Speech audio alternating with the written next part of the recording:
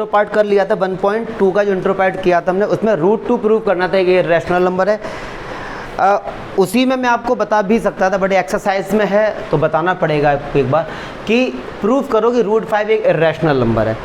तो कल भी बताया था, एक बार फिर से रिकॉल करा दें, आपका रिवीजन हो जाएगा कि ये जो प्रूफ हुआ है ना, एक मेथड है, उसका नाम है मेथड ऑफ कॉन्ट्राडिक्शन, कॉन्ट्राडिक्ट करना। हमसे बोला गया प्रूफ करो इरेशनल है, हमने कहा हमसे नहीं हो पाएगा। उन्होंने कहा फिर क्या करें, जुगाड़बाजी करो। तो उन्होंने कहा मैसे करते हैं, चलो कि इसको एक रैशनल नंबर मान लो। जैसे इसको समझो प्रैक्टिकली कैसे कहा, जैसे मैं किसी बच्चे को नहीं जानता, मैं किसी अनजान बच्चे को मेरे पर ला के रख दिया और सब लोग कह रहे हैं कि प्रूफ करो कि होशियार है, प्रूफ करो कि होशियार है। अब हम इसको प्रूफ नहीं कर पा रहे, तो हमने लेट कर लिया कि इस बच्चे ये अनपढ़ है, इस बच्चे को कुछ नहीं आता। हमने ऐसा लेट कर लिया, समझे बात को, हमने लेट कर लिया कि ये बच्चा अनपढ़ है, इसे कुछ नहीं आता। बट हमने उससे मैथ्स के क्वेश्चन पूछना स्टार्ट किए और वो बताता चला जा रहा है। फिर मैंने कहा भैया हमने जो सोचा था वो गलत है, तो ये बच्चा होशियार है। क्या बात आई समझ में? √5 प्रूफ करो कि इरेशनल है, हमने कहा हम नहीं कर पाएंगे। तो लोगों का मैथमेटिक्स है, लोगों का भाई करना तो है, तो उनका लेट करो कि √5 एक रैशनल नंबर है, कि √5 इज़ रैशनल। क्लियर है? एक रैशनल नंबर है। अगर ये रैशनल नंबर है, अच्छा एक चीज़ बता दें, इंग्लिश वाली बात है, मैथ्स का कोई लेना देना नहीं है। मैंने यहाँ पे लिखा √5 इज़ रैशनल, मैंने यहाँ पे रैशनल नंबर नहीं लिखा। अब नंबर लिखने से ये ग्रामेटिकली गलत हो गया। ग्रामेटिकली ये क्या होगा, जब भी कोई नाउन आता तो उससे पहले हमारे क्या आता है, आर्टिकल्स आते, तो यहाँ पे ए लगा दो। अब ये ठीक है, ये मैं बता रहा हूँ, एनसीईआरटी में देखना, इस पे जोर दिया गया है। वहाँ पे बोला है √5 इज़ इरेशनल बोला होगा, देखना जाके, इरेशनल नंबर नहीं बोला होगा। और अगर नंबर बोला है तो उससे पहले एन लगाया होगा। जैसे ये इंग्लिश वाली बात है। जैसे मैंने कहा सी इज़ इंटेलिजेंट, ये ठीक है।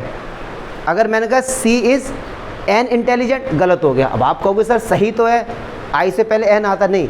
जब आर्टिकल्स आते हैं तो उसका नाउन जरूर आता है। तो सी इज़ एन इंटेलिजेंट गर्ल, अब ठीक है, ठीक है। ये मैं केवल नॉलेज के लिए बता रहा था बस आपको। चलो जी, अच्छा देखो, चलो ठीक, अब आ जाओ वापस आ जाओ। तो √5 ने लेट कर लिया कि भाई साहब ये क्या है, एक हमारा रैशनल नंबर, और अगर रैशनल नंबर है तो P/Q की फॉर्म में लिखा जाएगा। So we can write √5 is equals to A/B, where A and B are co-prime integer. अब को-प्राइम ऐसे दो नंबर जिनके बीच में कुछ भी कॉमन नहीं होता है।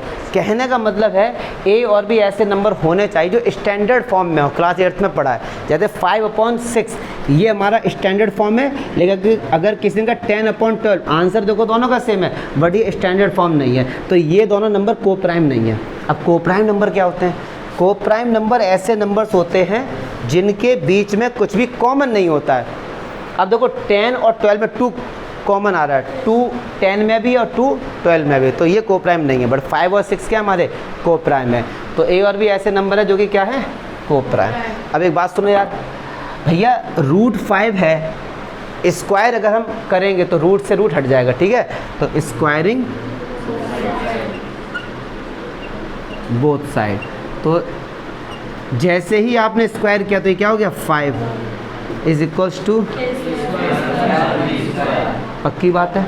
और अगर मैं इसका क्रॉस मल्टीप्लाई करूं तो 5b² इक्वल्स टू a² और b² इक्वल्स टू a²/। अब एक बात सुनो, यहीं पे आगे थोड़ा स्टॉप हो, समझो। यहाँ पे a और b दोनों इंटीजर हैं, पक्की बात है, पॉइंट में नहीं हो गए। तो इसका मतलब ये है कि 5 का a² में डिवाइड पूरा गया है, कंप्लीटली डिविजिबल है। तो 5 डिवाइड्स a²। अगर 5 ने a² को डिवाइड किया है तो according to fundamental theorem of 5 divides, ठीक है। सो 5 इज अ, बहुत बढ़िया, 5 is a factor of a। 5 है वो a का क्या हो गया, क्लियर है। अच्छा, अब जिस a का था तो लेट करेंगे a equal to 5c, where c is an integer. c को यहाँ पे इंटीजर ही लेंगे। अब स्क्वायरिंग बोथ साइड करो। अब समझ गया ना कि a को ही 5c क्यों, भैया 5 का है तो 5c किया था, 2 का था 2c किया था। तो स्क्वायरिंग बोथ साइड, तो ये ए स्क्वायर हो गया 5 का स्क्वायर 25, सी का स्क्वायर सी स्क्वायर। अब ए स्क्वायर की वैल्यू हम यहाँ से उठाएंगे, ए स्क्वायर की वैल्यू क्या आएगी 5b स्क्वायर, 5b स्क्वायर 25 सी स्क्वायर, 5 से कैंसिल हो गया तो b square equal to 5c square, 5 का इधर आएगा तो डिवाइड हो जाएगा। अच्छा देखो c स्क्वायर भी क्या है, एक इंटीजर है, तो पक्की बात है कि 5 divides b square according to fundamental theorem of, but आप बोर्ड में बेटा FTA लिख के मत आना, आप पूरा लिख आएंगे फंडामेंटल थ्योरम ऑफ अर्थमेटिक, ठीक है। 5 डिवाइड्स b, सो 5, अब एक बात समझो, 5 है वो a का भी फैक्टर है और 5 है वो b का भी फैक्टर है, तो 5 is a common factor of a and b, 5 is a of, but यार एक बात सुनो, हमने लेट किया क्या था कि a और b क्या हैं, को प्राइम, मतलब इनमें कुछ भी कॉमन नहीं है, बट तो हमने जो लेट किया था वो हमारा गलत हो गया, तो इसका मतलब रैशनल नहीं है, तो फिर ये क्या होगा, irrational. But a and b are को prime, so our assumption, so our assumption, हमने जो सोचा था वो गलत हो गया, so √5 is an irrational number, ख़त्म। हमने जो सोचा था वो भाई साहब गलत हो गया, तो अगर वो और कोई नंबर अगर रैशनल नहीं है तो पक्की बात है वो इर्रेशनल होगा। क्लियर है? √2 का कर लिया, √5 का, √3 आ जाए तो कल मैंने बता ही दिया था इसका, ठीक है। इसमें कुछ ऐसे क्वेश्चन बनेंगे √2, √3, √5 को छोड़कर, अगर कुछ भी प्लस माइनस या डिवाइड करने वाले आते हैं तो ये बहुत सिंपल हो जाते हैं। जैसे ही आपने रूट देखा तो आपको पता लग गया रैशनल है, प्रूफ करना पड़े, तो कैसे प्रूफ करेंगे, तो यहाँ पे इसको लेट कि 3 + 2 √5 इज़ अ रैशनल नंबर, ठीक है सर। अगर रैशनल नंबर है तो P/Q की फॉर्म में लिखा जाएगा A/B, where A and B are को प्राइम, ये लाइन तो आपको रट लेनी है, ठीक है। अच्छा अब रूट वाला है, इसको केवल एक तरफ रखो, बाकी सब इस तरफ ले जाओ, ठीक। तो सबसे पहले +3 इधर जाएगा तो किसका हो जाएगा, अब देखो अभी देखना केवल 3 गया है तो ये ऐसा ही लिख दो, 2 √5 ऐसा ही लिख दो, केवल 3 उस तरफ गया है तो A/B -3। चलो जी B कॉमन आया, एलसीएम मतलब B से B कैंसिल होगा, A - 3B। अब 2 का √5 के साथ मल्टीप्लाई, इधर आके क्या होगा, डिवाइड, तो √5 आ गया A - 3B/2B। अब एक बात सुनो यार, A और B इंटीजर है हमारे, ठीक। A और B की वैल्यू कुछ भी हो सकती है, बट होगी क्या, इंटीजर ही होगी। तो इंटीजर को ऐड करो या माइनस करो या डिवाइड करो या मल्टीप्लाई करो, तो आंसर हमेशा रैशनल नंबर आता है। क्या आएगा, rational number. So A - 3B/2B is a rational number, but we know that √5 is an irrational number. अब समझना, अब यहाँ पे √5 को प्रूफ करके नहीं दिखाना है, अगर अकेला √5 आया होता तो आप उसको प्रूफ करके दिखाते, बट किसी के साथ आ रहा तो आप डायरेक्ट लिखेंगे कि ये एक रैशनल नंबर है और √5 हमको पता है, ये हम प्रूफ कर चुके हैं कि ये क्या एक इरेशनल नंबर है, so our assumption is wrong, so our assumption is, अब समझना क्यों रॉन्ग हो गया, क्योंकि ये इरेशनल नंबर है और ये रैशनल नंबर है, क्या कभी दोनों बराबर हो सकते हैं, नहीं हो सकते, तो 3 + 2 √5 क्या हो गया, irrational number, is an, clear है। अच्छा 1/√2 का देखो, ये भी रूट आ गया इसमें भी, तो ये भी हमारा क्या है, एक इरेशनल प्रूफ करना है, तो लेट कर लेंगे कि ये भी हमारा क्या है, रैशनल है, तो इसको भी a अपॉन बी की फॉर्म में लिख सकते हैं, और where a and b are को प्राइम। अब एक बात सुनो, 1 अपॉन रूट 2 है a अपॉन b, तो क्या root 2 upon 1 b upon a हो जाएगा? तो रूट 2 अपॉन 1 लिखो या रूट 2 लिखो। अच्छा, b और a क्या है? इंटीजर्स, तो इनको कुछ भी सॉल्व करोगे आंसर क्या आएगा? रैशनल। और रूट 2 क्या है? तो आर एजम्पशन इज, यही लिखते रहो बस। तो b upon a is a rational number, but we know that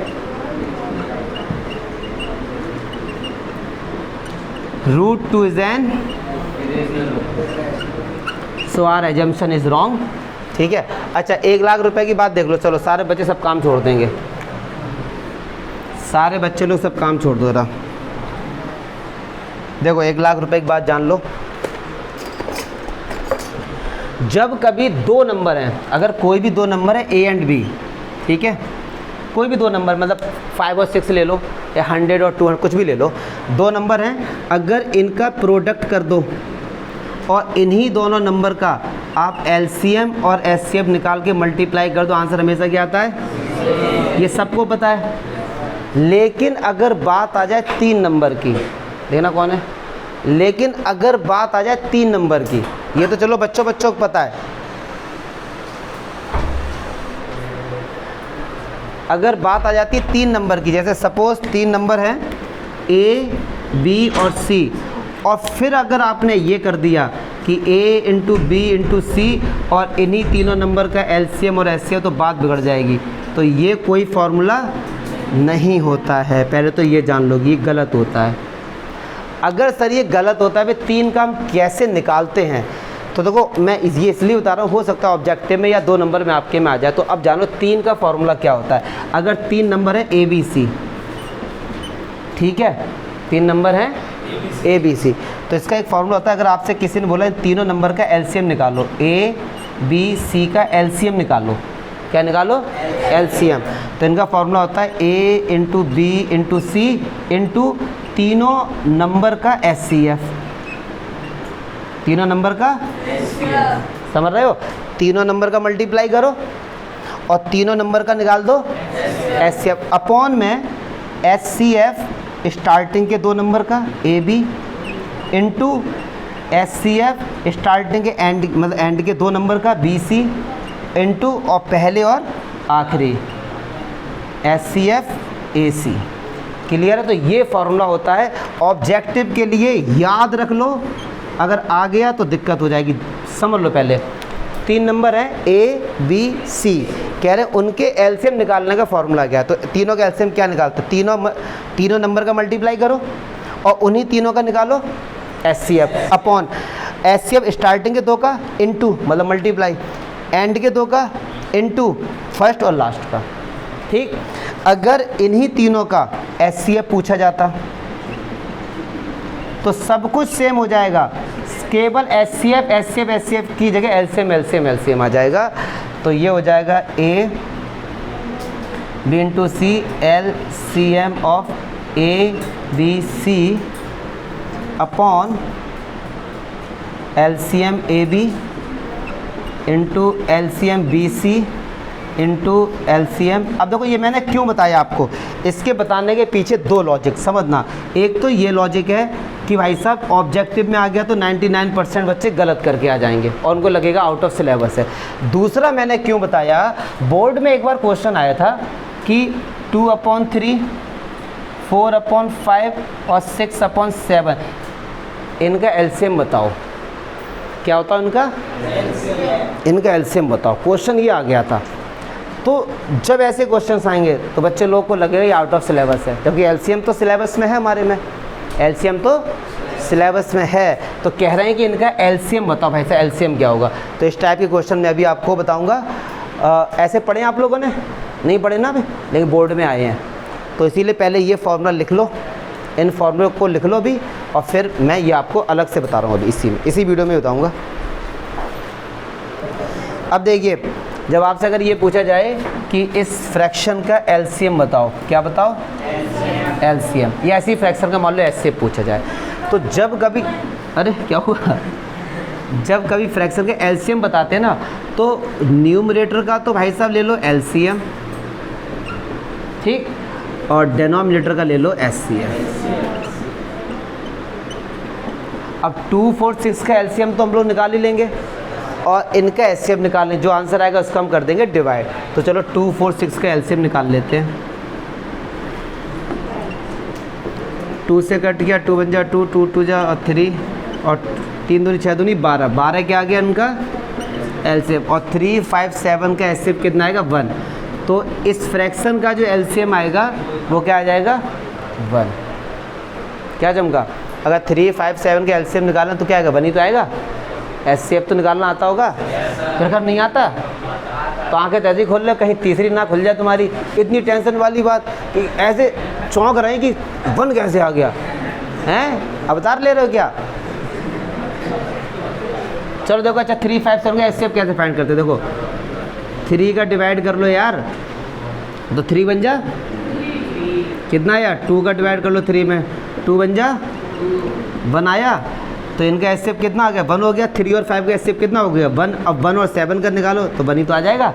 तो ये इसका क्या निकल के आ गया एलसीएफ। अगर ये पूछा जाता कि इन्हीं का एचसीएफ बताओ, 2/3, 4/5 और 6/7, इन्हीं का आपको क्या बताना है एचसीएफ। तो ऊपर वालों का एचसीएफ और नीचे वालों का बस उल्टा कर देते इसमें। तो एचसीएफ ऑफ 2, 4, 6 और एलसीएम ऑफ 3, 5, 7, बस ख़त्म। तो ये फ्रैक्शन वाले एलसीएम और एचसीएफ हम लोग कर सकते हैं। क्लियर है सर। तो चलो मैं मानता हूँ क्लियर हो गया फंडा।